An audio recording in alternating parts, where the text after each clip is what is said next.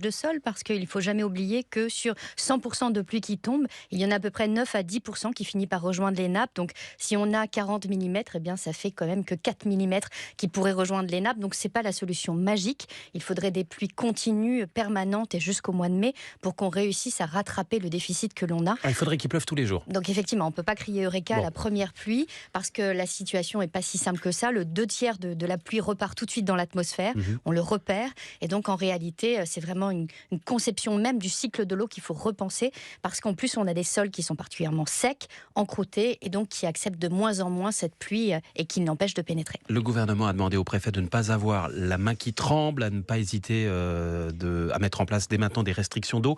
Ça compte vraiment interdire aux gens d'arroser les pelouses ou de laver la voiture? Alors ça compte bien sûr à l'échelle individuelle parce qu'on est quand même une part de l'utilisation de l'eau. Mais on est une grosse part ou on est, nous les humains, une petite part? Non. Dans nos usages quotidiens en tout cas. On est une petite part. L'eau domestique n'est pas la part majeure, bien entendu. C'est l'agriculture et notamment les centrales thermiques et les centrales nucléaires qui ont le plus besoin d'eau en France, majoritairement.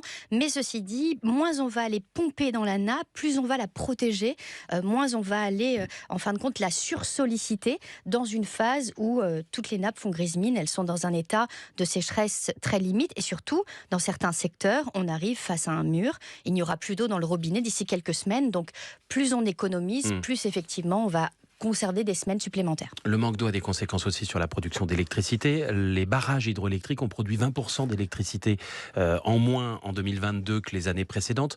Comment faire? C'est un vrai problème parce qu'on arrive à l'heure des choix. Je vous donne un exemple. Les barrages hydroélectriques des Pyrénées l'année dernière ont restitué 53 millions de mètres cubes à l'aval pour 800 000 personnes qui habitent sur la Garonne, qui sont totalement dépendants en eau de ce fleuve.